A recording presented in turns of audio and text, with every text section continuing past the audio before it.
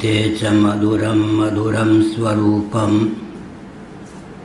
कर्मापीते च मधुरं मधुरा स्मृतिश्च बुद्धिं प्रबोधय प्रभो मधुबोधशक्तिं विद्यां प्रयच्छ परमां परिभावयामि। कोमलं कूजयन् वेणुं श्यामलोऽयं कुमारकः वेदवेद्यं परं ब्रह्म भासतां हृदये मम। पूजन्तं राम रामेति मधुरं मधुराक्षरम् आरुह्य कविता शाखां वन्दे वाल्मीकिकोकिलम्। निगमकल्पतरोर्गलितं फलं शुकमुखादमृतद्रवसंयुतं पिबत भागवतं रसमालयं मुहुरहो रसिका भुवि भावुकाः। तृणादपि सुनीचेन तरोरपि सहिष्णुना अमानिना मानदेन कीर्तनीयः सदा हरिः। नारायणाखिलगुरो भगवन्नमस्ते शिवाय नमः शिवलिंगाय नमः। तन्मे मनः शिवसंकल्पमस्तु सर्वे भवन्तु सुखिनः। नारायण। श्री राम जय राम जय जय राम। श्री राम जय राम जय जय राम। श्री राम जय राम जय जय राम। धर्म की अधर्म का प्राणियों में विश्व का गौ माता की गोहत्या भारत धर्म सम्राट स्वामी श्री करपात्री जी महाराज की, श्री जगन्नाथ महाप्रभु की, श्री बलभद्र महाप्रभु की, भगवती सुभद्रा देवी की। हर हर महादेव। श्रीमद्भागवत सप्तम स्कंध अध्याय 3 श्लोक 28 29 30 31। नम आद्याय बीजाय ज्ञान विज्ञानमूर्तये प्राणेन्द्रिय मनोबुद्धिविकारैर्व्यक्तिमीयुषे त्वमीशिषे जगतस्तस्थुषश्च प्राणेन मुख्येन पतिः प्रजानां। चित्तस्य चित्तेर्मन इन्द्रियाणां पतिर्महान् भूतगणाशयेशः। त्वं सप्ततन्तून् वितनोषि तन्वां त्रय्या चातुर्होत्रक विद्यया च। त्वमेक आत्मात्मवतः मनादि रनन्तपारः कविरन्तरात्मा। त्वमेव कालो निमिषो जनानां मायुर्लवाद्यावयवैः क्षिणोषि। कूटस्थ आत्मा परमेश्चर्यो महान् त्वं जीवलोकस्य च जीव आत्मा। नारायण। हिरण्यकशिपु की विद्वत्ता इन श्लोकों के माध्यम से व्यक्त होती है। वेदांत सम्मत सांख्य शास्त्र में अद्भुत पांडित्य परिलक्षित होता है। वेदांत पर्यवसायी सांख्य शास्त्र का रहस्य इन श्लोकों के माध्यम से अभिव्यक्त होता है। हिरण्यकशिपु ने हंसारूढ़ ब्रह्मा जी का दर्शन किया। उनके स्वरूप का, स्वभाव का, प्रभाव का अपने शब्दों में उसने चित्रण किया। नम आद्याय बीजाय ज्ञान विज्ञान मूर्तये प्राणेन्द्रिय मनोबुद्धि विकारैर्व्यक्तमीयुषे। नमस्कार आपको। आद्याय बीजाय, आप कौन हैं? आद्य बीज हैं, आपके लिए नमस्कार। आपको नमस्कार। जगत के मूल कारण है। ज्ञान स्वरूप हैं, विज्ञान स्वरूप हैं। ऐसे आप जो मन वाणी से सर्वथा अतीत हैं, अपनी अचिंत्य लीला या माया शक्ति के अमोघ प्रभाव से आपने ही स्वयं को प्राणेन्द्रिय मनोबुद्धि विकार व्यक्ति मीयू से प्राण, इंद्रिय, मन, बुद्धि आदि कार्य प्रपंच के रूप में अभिव्यक्त किया है। कार्य प्रपंच कारण का अनुमापक होता ही है।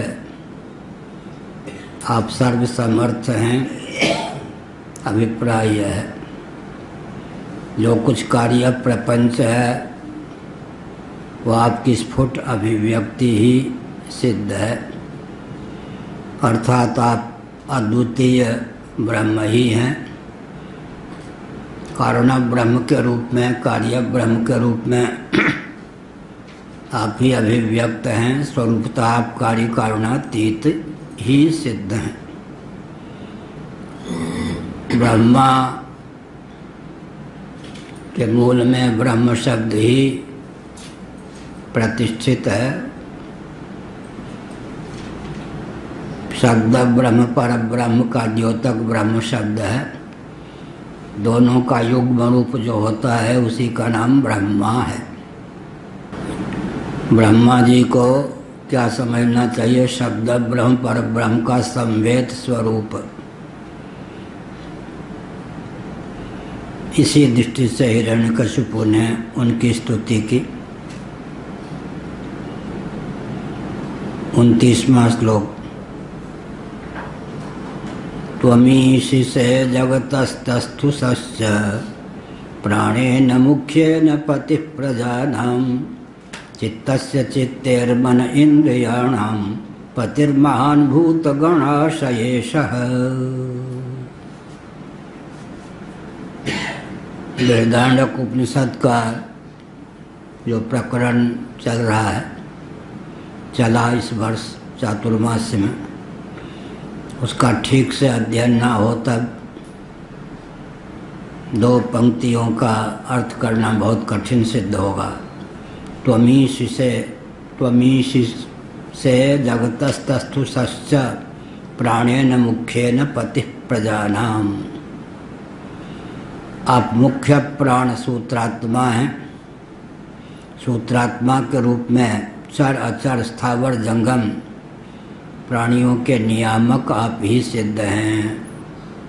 प्रजा के रक्षक प्रजापति आप ही सिद्ध हैं, यह अभिप्राय है। मुखगत जो प्राण होता है उसी का नाम मुख्य प्राण होता है। प्राणेन मुख्येन पतिः प्रजानां। कर्मेंद्रिय, ज्ञानेन्द्रिय ये सब प्रजा हैं। मन बुद्धि चित्त अहंकार को भी प्रजा कहेंगे, कह सकते हैं। इन सब के जो अधिदैव हैं तो ये प्रजापति, लेकिन इनके जो अधिदैव हैं व्यष्टि शरीरगत एक एक करण में तादात्म्यपन्न होने के कारण वस्तुतः प्रजापति होते हुए भी प्रजापति न होकर पाप से लिप्त हो जाते हैं, क्योंकि परिच्छिन्न जो अहमिति है, परिच्छिन्न जो अहंकार है, वही पाप से लिप्त करने में समर्थ है। व्यष्टि अहमिति यही प्रमाद है। इसी के गर्भ से पाप की निष्पत्ति होती है। देवता स्वरूपतः पाप से अतिक्रांत होते हैं, क्योंकि समष्टि करुणग्राम के उद्भासक देवता यदि समष्टि में अहमिति संपन्न तादात्म्यपन्न हों तब उन तक पाप की पहुँच हो ही नहीं सकती है। केवल प्रमाद के कारण, व्यष्टि अहमिति के कारण, परिच्छिन्न अहंकार के कारण उनमें बंधन आरोपित है। लेकिन मुख्य प्राण मुखगत आकाश के द्वारा ही जिसकी अभिव्यक्ति होती है वह मुख्य प्राण है। वो जो मुख्य प्राण है किसी एक करण का उद्भाषक न होने के कारण, असाधारण करण न होने के कारण पाप से अतिक्रांत होता है। मुखिया मुख सो चाहिए खान पान को एक, पाले पोसे सकल अंग तुलसी सहित विवेक। तुलसीदास जी ने इस रहस्य को अभिव्यक्त किया। त्वमीशि से जगतस्तस्थु सश्च प्राणेन मुख्येन पतिः पतीनाम। पति प्रजानाम, आप प्रजा के पति हैं, प्रजापति हैं। मुख्येन प्राणेन, मुखगत जो प्राण है उसी में तादात्म्यापत्ति के कारण, अहमिति के कारण आप सूत्रात्मा हैं।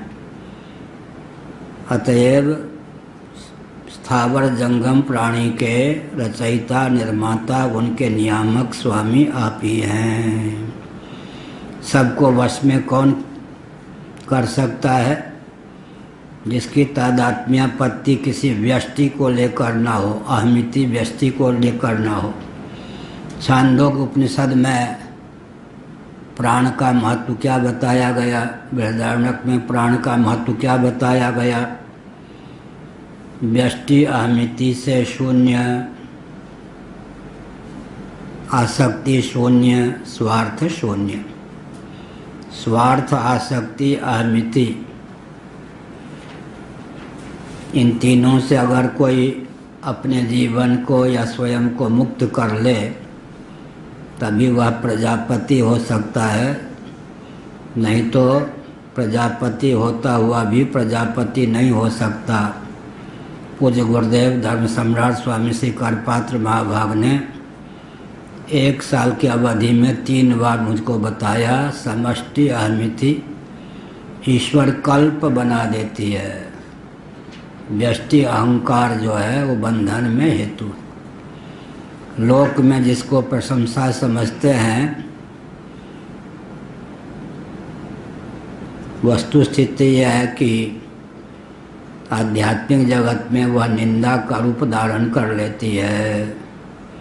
असाधारण व्यक्ति हैं, असाधारण हुए नहीं कि पाप से लिप्त हो गए। असाधारण, असाधारण का अर्थ क्या हुआ? किसी एक से अपने को बांध लिया तो असाधारण, एक एक विभाग के अध्यक्ष हो गए तो असाधारण हो गए। जो साधारण होता है वो सबका धारक होता है, पोषक होता है। अपना कोई स्वार्थ ना होने के कारण सबके स्वार्थ का साधक होता है, असाधारण। यही हुआ। त्वमीशि से जगतस्तस्थु सश्च प्राणेन मुख्येन पतिः प्रजानाम। मुख्य प्राण के द्वारा आप उसमें तादात्म्यापत्ति होने के कारण सूत्रात्मा के रूप से आप सब में अनुगत हैं। सूत्रे मणिगणा एव, आप प्रजापति हैं। हिरण्यकश्यप ने कहा, दिग्गज विद्वान था लेकिन शाप के कारण देहात्म भाव भावित भी था, और जब साधना की लहर चलती थी तब ज्ञान विज्ञान का प्रतिपादन करने में भी अत्यंत दक्ष था। 29वां श्लोक। अब त्वमीशि से जगतस्तस्थु सश्च प्राणेन मुख्येन पतिः प्रजानां चित्तस्य चित्तेर्मन इंद्रियाणां पतिर्महान् भूतगणाशयेशः। आप कौन हैं? मन और इंद्रियों के अधिपति हैं। 10 इंद्रियां, 5 ज्ञानेंद्रियां, 5 कर्मेंद्रियां और इनसे अतीत इनके द्वारा ज्ञान और कर्म के संपादन में प्रयुक्त और विनियुक्त मन 11। भूतगणाशयेशः, भूतगण माने अपंचीकृत पंच महाभूत, और पंचीकृत पंच महाभूत ये 10 हो गए। 11 और 10 21, 10 इंद्रियां, 10 भूत, 20 मन 1, 21 हो गए। और आशय का अर्थ अगर अहंकार ले लेते हैं हम तत्व तो 22, महान महतत्व है ही 23। इन सब के आप नियामक हैं, जगत के बीज हैं। इतना ही नहीं, मायापति भी आप हैं, लेकिन सामान्य रूप से चित्तस्य चित्ते है, आप चित्त के नियामक हैं। फिर चित्ते आ गया तो चेतना ले लें, चेतना के भी आप नियामक हैं। अध्यात्म रामायण में चेतना के स्थान पर चिदाभास शब्द का प्रयोग है। चिदाभास। गीता में महाभूतान्यहंकारो बुद्धिरव्यक्तमेव च इंद्रियाणि दशैकं च पंचचेन्द्रिय गोचराः इच्छा द्वेषः सुखम दुखम संघातश्चेतना धृति एतत् क्षेत्रम। 13वां अध्याय। चेतना, लेकिन अध्यात्म रामायण में चेतना के स्थान पर चिदाभास शब्द का प्रयोग है। तो इसका अर्थ है कि चिदाभास भी आप ही हैं, चेतना भी आप ही हैं, उसके नियामक हैं, चित्त भी आप ही हैं। पूरे अंतःकरण को एक शब्द में कहना हो तो चित्त कह देते हैं। मय्येव मन आधत्स्व मयि बुद्धिम निवेशय निवसिष्यसि मय्येव अत ऊर्ध्वं न संशयः। गीता का 12वां अध्याय। अथ चित्तम समाधातुं न शक्नोसि मयि स्थिरः। मन बुद्धि का समावेश भगवान श्री कृष्ण ने चित्त में कर दिया। इसका अर्थ क्या है? मन भी आप हैं, इंद्रियां भी आप हैं, अहम तत्व भी आप ही हैं, महतत्व भी आप ही हैं। और क्या हो गए? पंचभूत सूक्ष्म, पंचभूत स्थूल, ये भी आप हैं। अंत में अव्यक्त, आशय का अर्थ अव्यक्त ले लें, संस्कार आशय भी आप ही हैं। तो अष्टधा प्रकृति या षोडश विकृति को लेकर 24 जो अचित वर्ग है उसके आप नियामक हैं। अर्थात सब कुछ हैं, सबसे अतीत हैं, सर्वानुगत हैं, सर्व रूपों में आप ही अभिव्यक्त हैं। ये सब श्लोक बहुत ही कठिन है। त्वं सप्त तंतून् वितनोसि तन्वा तय्या चातुर्होत्र कविद्यया च त्वम् एक आत्मात्मवता मनादि रनंत पारः कविरंतरात्मा। अब इन श्लोकों के माध्यम से ब्रह्मा जी की स्तुति करने वाला व्यक्ति अजर अमर शरीर से ही होना चाहता है। सोचने पर मन चकरा जाता है। इतना जो ज्ञान विज्ञान संपन्न हो उसकी भावना क्या है? अजर हो जाऊं, अमर हो जाऊं, मेरे सामने कोई टिक न सके, इतना बलवान हो जाऊं, और क्या सब पर शासन करने वाला हो जाऊं, और क्या देवताओं ने हिरण्यकशिपु के तप के पीछे जो गुप्त मनोभाव था उसे भी प्रकट कर दिया ब्रह्मा जी के सामने। बस ब्रह्मा का पद ही प्राप्त कर लूँ, मैं स्वयं ब्रह्मा हो जाऊँ, फिर क्या करूँ? फिर यह करूँ कि जो सनातन शास्त्र सम्मत परंपरा प्राप्त विधि निषेध है उसे बदल डालूँ, निषेध को विधि, विधि को निषेध कर दूँ। सेकुलर संविधान बना दूँ। सेकुलर संविधान का अर्थ क्या होता है? वेदादि शास्त्रों ने वर्ण संकरता, कर्म संकरता से विमुक्त व्यक्ति और समाज की संरचना का प्रकल्प चलाया, तो हम रोटी बेटी एक करके उदारता के आभास का परिचय देकर सेकुलर संविधान को बना करके सबको वर्ण संकर कर्म संकर बना दें ताकि कोई विभेद न रह जाए। नारद परिव्राजकोपनिषद आदि में लिखा है अपने कुलशील के अनुसार ही विवाह करना चाहिए। विवाह की जो शास्त्र सम्मत मर्यादा है परंपरा प्राप्त उसका उच्छेद नहीं करें। संभावित युद्ध के फलस्वरूप कहीं सनातन कुल धर्मा जाति धर्माश्च शाश्वता, सनातन कुल धर्म जाति धर्म का विलोप न हो जाए, वर्ण संकरता न छा जाए पवित्र क्षत्रिय कुल में। और भगवद गीता के 3-4 अध्याय का अनुशीलन करें तो श्री कृष्ण भगवान को क्या चिंता थी? यदि हम न वर्तेयम जातु कर्मण्यतनृतः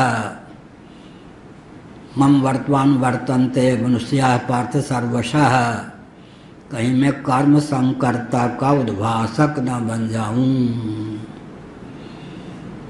इसका मतलब वर्ण संकर्ता कर्म संकर्ता से बचना चाहिए, समाज को बचाना चाहिए। आजकल इसको संकीर्णता की मान्यता दी गई। एक विचित्र बात है। मर्यादा का अर्थ क्या होता है? मर्यादा संकीर्ण है या उदारता की अभिव्यक्ति का सोपान है।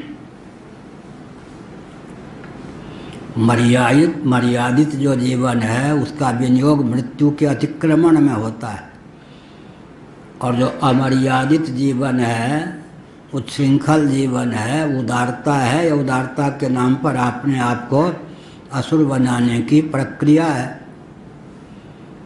एक विचित्र बात, रेल चलती है, गंतव्य तक सैकड़ों व्यक्तियों को पहुंचा देती है, लेकिन चलने का मार्ग तो संकीर्ण होता है, पटरी के सहारे चलती है। ट्रेन इत्यादि भी उसके ट्रेन वही, और ऐसे बस इत्यादि उसके लिए जो निश्चित मार्ग है उसके माध्यम से गंतव्य तक पहुंच जाती है, पहुंचा देती है।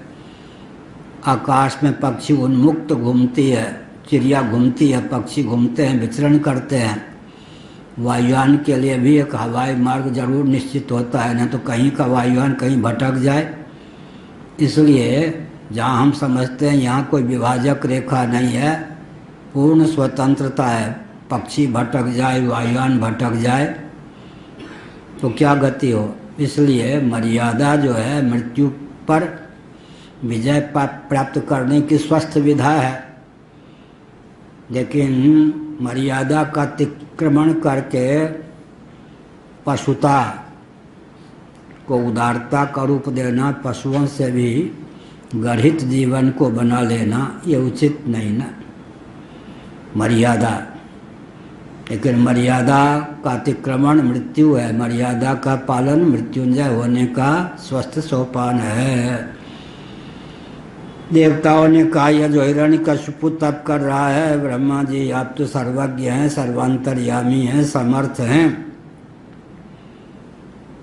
इसका अंतर्निहित मनोभाव यह भी है कि विधि निषेध की सम्यता को अन्यथा कर दूं, स्वयं ब्रह्मा बन जाऊं, विधाता बन जाऊं, और गो इत्यादि को पूज्य न मानूं, ब्राह्मण आदि को पूज्य न मानूं, वर्णाश्रम की लीक को मिटा दूं, वर्ण धर्म आश्रम धर्म की मर्यादा को नष्ट कर दूं, उथल पुथल कर दूं। इसका मतलब उदारता के नाम पर सबको मृत्युग्रस्त असुर बनाने का मार्ग प्रशस्त कर दूं।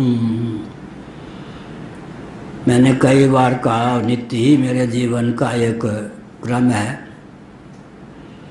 एक वृंदावन में बहुत ऊंचे तपस्वी संत थे, प्रियाशरण जी महाराज। मैंने सुना है कि बहुत ऊंचे गायक भी थे काशी परंपरा के, लेकिन ब्रज में ही उन्होंने 50 वर्षों तक अंतिम सांस तक जीवन यापन किया। वो जो रास वाले नाचते गाते थे, किसी ने कहा आप आस्तिक हैं, राधा रानी विश्वानुनंदिनी निवृत्त निकुंजेश्वरी के उपासक हैं, रासलीला कभी देखने नहीं जाते। तो उन्होंने कहा धर्मचंद जी को, बात यह है कि वृंदावन के जो रसिकों के पवित्र पद हैं उनका मैं गायक हूँ, शास्त्रीय संगीत को जानता हूँ। ये जो बेसूरे राग रागनी आलापते हैं मंडली वाले, उनका पद सुनने पर मुझको बेहोशी आने लगती है। अद्भुत रामायण की कथा हमने बहुत वर्ष पहले, हो सकता है 78-76 की बात हो, मेरठ में की। नारद जी जा रहे थे तो देखा कि अच्छी अच्छी सुंदरियाँ, किसी की आँख फूटी हुई है, किसी के हाथ कटे हुए हैं, किसी के पाँव कटे हुए हैं। बहुत कष्ट हुआ उनको। उन्होंने पता लगाया यह कौन है, तब उनको बताया गया कि राग रागनियाँ। इनकी दुर्दशा किसने की? तो आपने की। आप राग रागनी के विशेषज्ञ नहीं हैं और तान छेड़ते रहते हैं। भाव कुभाव जैसे भी हो, भगवान को तो कोई भी रिझा सकता है, लेकिन राग रागनी के जानकार नहीं है और गाने का व्यसन है। इनकी इस प्रकार दुर्गति आपके कारण हुई है। तब आप राधा रानी विश्वानु नंदिनी के चरणों में नतमस्तक होकर उनसे राग रागनी सीखिए, या भगवती सरस्वती की आराधना करके विधिवत राग रागनी सीखिए। हमने संकेत क्या किया? संकेत यह किया कि एक बार मैं भगवान के यहाँ त्वमेव माता च पिता त्वमेव प्रार्थना कर रहा था सार्वजनिक। एक महानुभाव अच्छे थे, उन्होंने कहा स्वामी जी त्वमेव नहीं होता, त्वमेव होता है। हमने कहा अच्छा। अब उनको संस्कृत का पता नहीं, त्वमेव याद था। उन्होंने सोचा शंकराचार्य को कोई लज्जित न करे, इनको त्वमेव कहते हैं, गलत कहते हैं, त्वमेव होना चाहिए। हमने कहा ठीक। तो बात क्या है? बात यह है कि जो जितने विशेषज्ञ शास्त्र इत्यादि के जानकार हैं, लेकिन एक विचित्र बात, ये भी एक भ्रम होता है। शास्त्रों में जो विधि निषेध हैं, देश काल परिस्थिति के अनुसार किस विधि निषेध को किस प्रकार ढालें, इस प्रकार की विधा है। उसके जानकार बहुत ही क्या होते हैं, सहृदय होते हैं, उनके प्रति सबकी स्वाभाविक ही आस्था होती है। एक बार सुदर्शन जी सरसंचालक थे आरएसएस के, उन्होंने मुझसे कहा महाराज मैं तो मनवादियों से बहुत दूर रहने वाला व्यक्ति हूँ, आपके संपर्क में आया, मुझे निश्चय हो गया कि आप शंकराचार्य हैं, मनवादी आप नहीं हैं, इसलिए आप मुझे बहुत अच्छे लगते हैं। तो हम हंसे। आप हंस क्यों रहे? हमने संकेत किया कि यही मनवादी की पहचान है। जो मनवादी होगा, मनु का अर्थ क्या होता है? मंत्र। हाँ, इतना याद है। मनु का अर्थ होता है मंत्र, और व्यक्ति के लिए मनु का प्रयोग हो तो मंत्रार्थविद, मंत्रद्रष्टा। मनु के द्वारा विरचित स्मृति मनुस्मृति के नाम से प्रसिद्ध है। तो हमने कहा यही मनवाद का लक्षण है। आप मनवादी? हमने कहा बिल्कुल कट्टर मनवादी हूँ, तभी आपको अच्छा लगता हूँ। नहीं, मैं तो मनवादियों से डरता हूँ, चिढ़ता हूँ, मनवाद को मिटाने वाला हूँ, आप मुझे बहुत अच्छे लगते हैं। हमने कहा यही मनवाद है। मनु के सिद्धांत का अर्थ होता है वेदादि शास्त्र सम्मत आचार्यों के द्वारा विनिश्चित सिद्धांत, उसका जो अनुपालन करेगा वो सबका प्यारा होगा। भगवान राम मनवादी थे या नहीं? भगवान कृष्ण मनवादी थे या नहीं? वराह भगवान, नृसिंह भगवान, जितने हमारे अवतार हैं, ऋषि मुनि हैं, सब तो कौन थे? मनवादी थे। रामराज की प्रतिष्ठा किन्होंने की? धर्मराज की प्रतिष्ठा किन्होंने की? व्यास, वशिष्ठ इत्यादि सब मानवादी थे या नहीं? जैन भी अच्छे हैं, बौद्ध भी अच्छे हैं, सिख भी अच्छे हैं, सब अच्छे हैं, मेरे लाडले प्यारे सब हैं। गुप्त और प्रकट सबकी आस्था भी मेरे प्रति है। लेकिन विचारणी बात यह है कि हमारे लाडले प्यारे स्नेहास्पद प्रधानमंत्री जी भी और भी जो सनातन संस्कृति में आस्थान्वित हैं, सब भारत की गाथा गाते हैं, देश में भी विदेश में भी। परंतु विचारने की आवश्यकता है, भारत की जो गाथा देश विदेश में गाई जाती थी या गाई जाती है, वो कांग्रेसियों के कारण, भाजपाइयों के कारण, जैनों के कारण, बौद्धों के कारण, अरे मनवादियों के कारण। बात तो सच्ची है ना। मनवादियों के कारण। मनु का सिद्धांत हटा दीजिए। जिन राजाओं ने मनु के आधार पर राज्य किया, धर्म राज्य की स्थापना की, अम्बरीश इत्यादि ने, उनकी गाथा को हटा दीजिए तो स्वतंत्र भारत का शासन तंत्र सिद्ध होगा। तो भारत की जो गाथा है, गायन्ति देवा किल गीत कहानी, विष्णु पुराण में भारत का यशोगान किया गया है, वो मनुवाद के कारण है। मनु का अर्थ होता है मंत्र, मंत्रार्थविद भगवान मनु ने। बहुत अच्छा हमारे पूर्वाचार्य जिसे एक व्यक्ति ने कहा, महाराज ब्राह्मणों ने लिख मारा, तो उन्होंने कहा बताओ क्या? मनुस्मृति। उन्होंने कहा सावधान हो के मेरे सामने बोलो, मनु क्षत्रिय थे या ब्राह्मण? स्वयंभू मनु, शत्रुपा, दो रूपों में प्रकट कौन हुए? हिरण्यगर्भ। उनमें क्षत्रियत्व का आधान किया गया या नहीं? तो मनु क्षत्रिय थे। मनुस्मृति तो क्षत्रिय की रचना समझ लो। इसका अर्थ क्या है?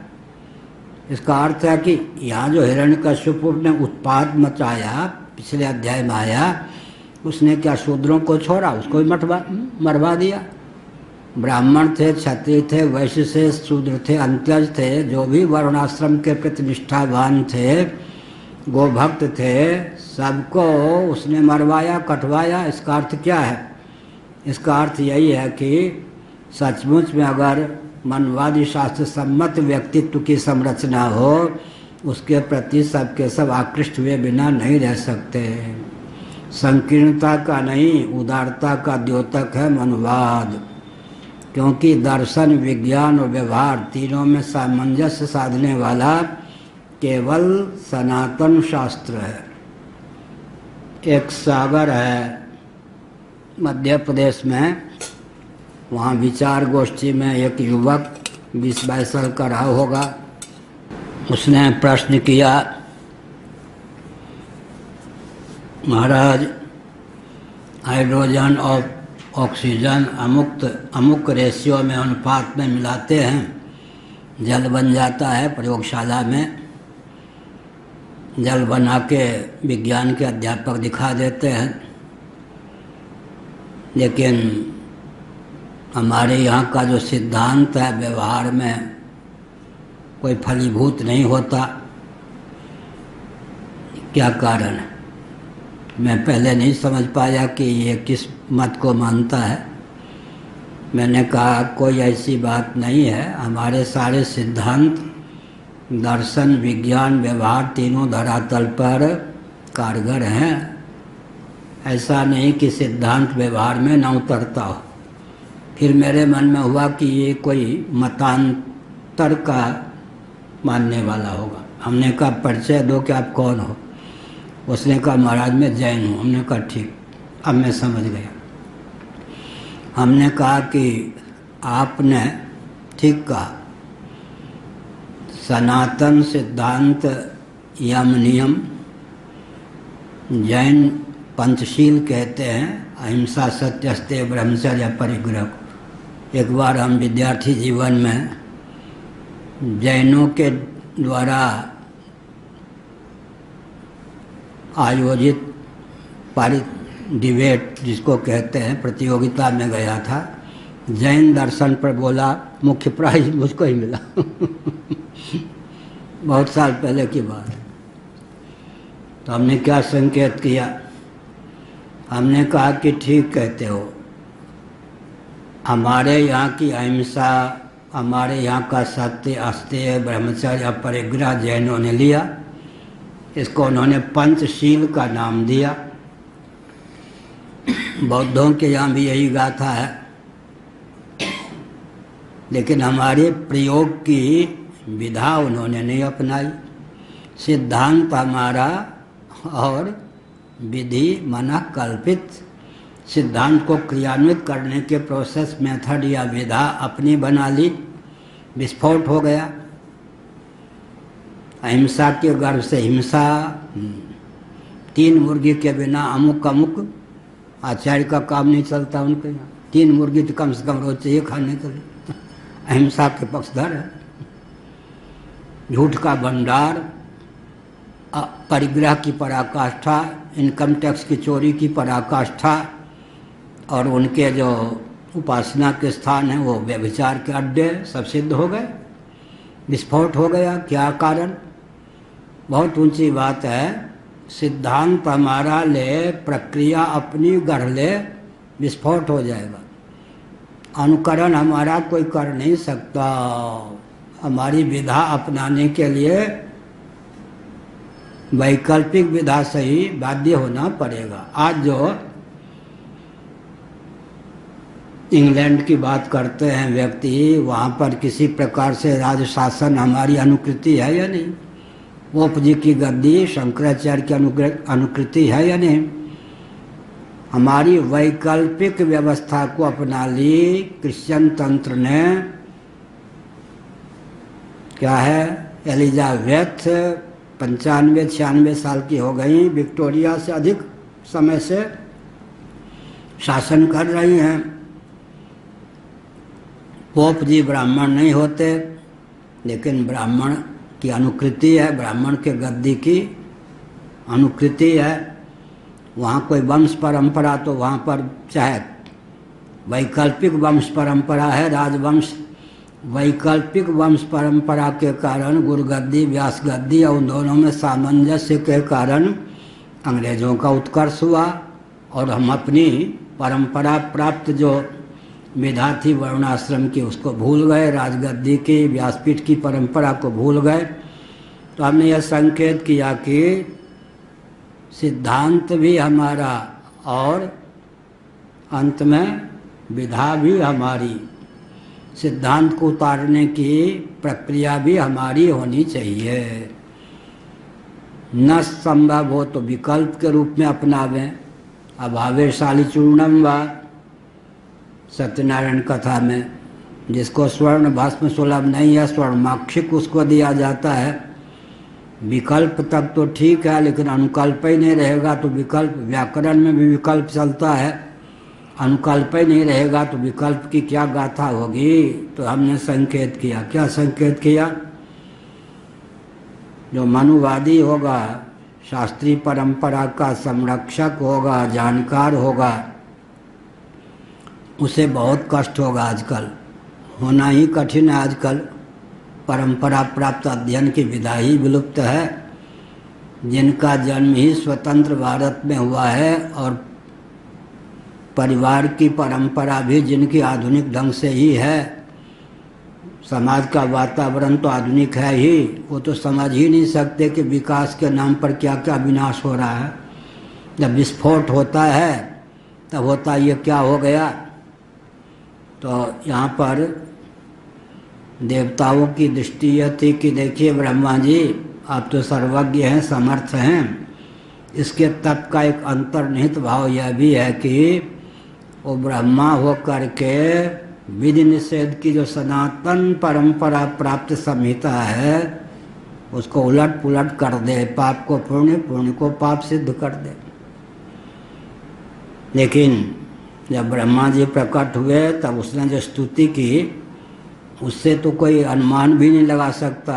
और अपनी माँ को, अपने छोटे भाई हिरण्याक्ष की विधवा पत्नी को, अपने भतीजे को, अपनी भतीजी को जो उपदेश दिया उससे तो कोई नहीं समझ सकता कि देहात्म भाव भावित और इसका लक्ष्य इतना विपरीत कि ब्रह्मा जी का पद प्राप्त करके अन्यथा कर लूँ। यही तो सेकुलर तंत्र है, अन्यथाकरण।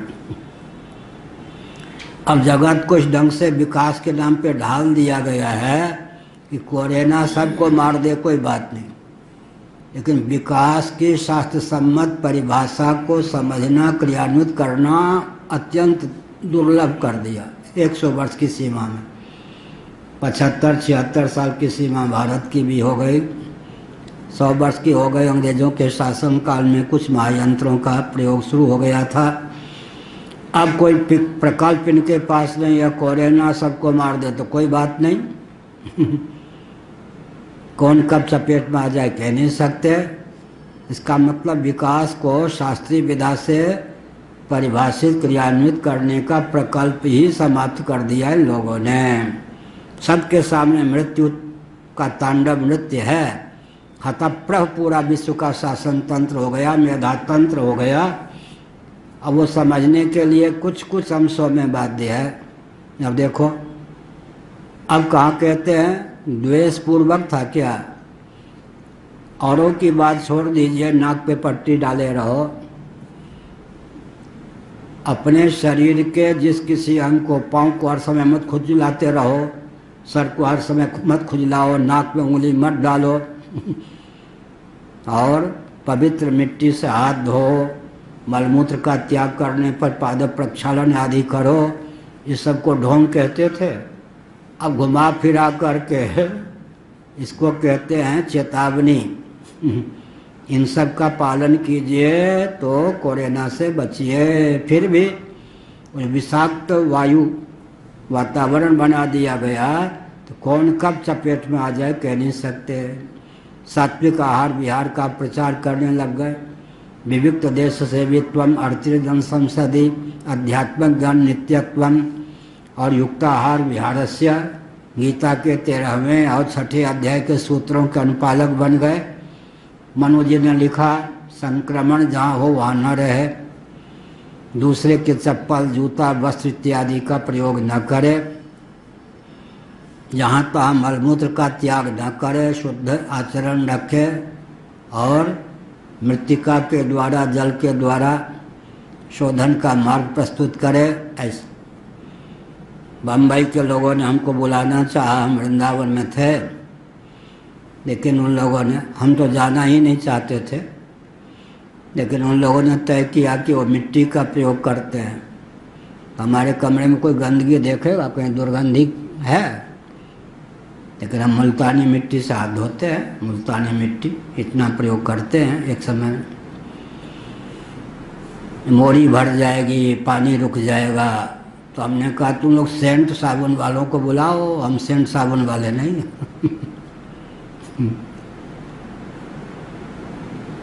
अभी 2 महीने से हम प्रयोग कर रहे हैं, पहले कभी कभी करते थे। गुनगुने पानी से तो हम नहाते हैं, इतना मेरे फिटकरी के डली हाथ में पकड़े रहते हैं, 20 बार घुमा देते हैं। कच्ची फिटकरी के डले, उसका कुछ अंश पानी में आ जाता है, उससे स्नान करते हैं, शरीर भी स्वच्छ, शीतलता भी प्राप्त हो, चर्म रोग से भी बचे रहो। तो इसका मतलब क्या है? अच्छा, तो सार क्या निकला?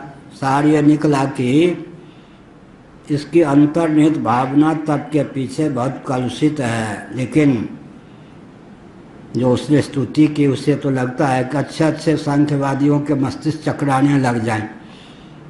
एक एक श्लोक के माध्यम से जो तत्व ख्यापित किया गया है बहुत गंभीर है। पूर्वोत्तर मीमांसा सांख्य सब का धुरंधर विद्वान था हिरण्यकशिपु। क्यों नहीं? सामान्य व्यक्ति तो नहीं था, साक्षात कश्यप जी का पुत्र था, विति के गर्भ से उत्पन्न था, माँ पतिव्रता, केवल शाप। अच्छा, कहाँ था फिर? पहले कहाँ था? भगवान विष्णु का पार्षद था, वैकुंठ में रहता था। अब आगे 30वां, त्वं सप्त तनून् वितनोसि तन्वा त्रय्या चातुर्होत्र विद्यया च त्वमेक आत्मात्मवतामनादेरनंत पारः कविरत्न कविरंतरात्मा कविरंतरात्मा कवि अंतरात्मा। 30वां श्लोक। जो वेद होता, अध्वर्यु ब्रह्मा, उद्गाता। इन ऋत्विजों से संपादित यज्ञ का प्रतिपादन करते हैं। वे शब्द ब्रह्मात्मक वेद आपके शरीर हैं। इसमें क्या है? होता ऋग्वेदी होते हैं, अध्वर्यु यजुर्वेदी होते हैं, उद्गाता सामवेदी होते हैं, ब्रह्मा अथर्ववेदी होते हैं। ऐसे चलता है, दक्षिणावर्त परिक्रमा चलती है। ब्रह्मा जी के पूर्व मुख से ऋग्वेद की अभिव्यक्ति हुई, दक्षिण मुख से यजुर्वेद की अभिव्यक्ति हुई, पश्चिम मुख से सामवेद की अभिव्यक्ति हुई, उत्तर मुख से अथर्ववेद की अभिव्यक्ति हुई। इसी क्रम से भगवत्पाद आदि शंकराचार्य महाभाग ने 2500 वर्ष पूर्व ऋग्वेद से संबद्ध इस पूरी पीठ की उद्भावना की, यजुर्वेद से संबद्ध रामेश्वरम क्षेत्र में श्रृंगेरी दक्षिणाम्नाय पीठ की उद्भावना की, सामवेद से संबद्ध द्वारका पीठ की द्वारकापुरी में स्थापना की, अथर्ववेद से संबद्ध बद्रीनाथ क्षेत्र में ज्योतिर्मठ की स्थापना की। एक क्रम यह है, पूर्व, दक्षिण, पश्चिम, उत्तर। बोलने में कठिनाई होती है और झटपट क्या बोलते हैं? पूर्व, पश्चिम, उत्तर, दक्षिण। एक क्रम क्या है? पूर्व मुख से ऋग्वेद की, पश्चिम मुख से यजुर्वेद की, उत्तर मुख से सामवेद की, दक्षिण मुख से अथर्ववेद की। दो प्रक्रिया है, लेकिन भगवान शंकराचार्य महाराज ने ये इस परिक्रमा, दिग्भ्रमण परिक्रमा को अपनाकर ऋग्वेद से संबद्ध पूर्वाम्नाय, यजुर्वेद से संबद्ध दक्षिणाम्नाय, सामवेद से संबद्ध पश्चिमाम्नाय, अथर्ववेद से संबद्ध उत्तराम्नाय, चार एक एक वेद से संबद्ध जो एक एक उपनिषद से एक एक महावाक्य को लिया। ऐत्रेय उपनिषद, बृहदारण्यक उपनिषद, छांदोग्य उपनिषद, मांडूक्य उपनिषद, इससे एक एक महावाक्य की अभिव्यक्ति हो गई। तो यह हुआ वेद, जो वेद होता, अध्वर्यु, ये सब ऋत्विज, ब्रह्मा, उद्गाता, इन चार ऋत्विजों से होने वाले यज्ञ का प्रतिपादन करते हैं। वे आपके शरीर है। 4 को 4 से गुणा करेंगे तो कितने हो जाएंगे? 16। 16 ऋत्विज होते हैं। एक यजमान होता है, एक यजमान की पत्नी होती है। 18 के योग से यज्ञ की निष्पत्ति होती है। वेद भी आपके शरीर हैं। शब्द ब्रह्म जो है वो भगवान परब्रह्म का अभिव्यंजक संस्थान शरीर है। इसके आगे क्या है? त्वं सप्त तनून् वितनोषि तन्वाम्।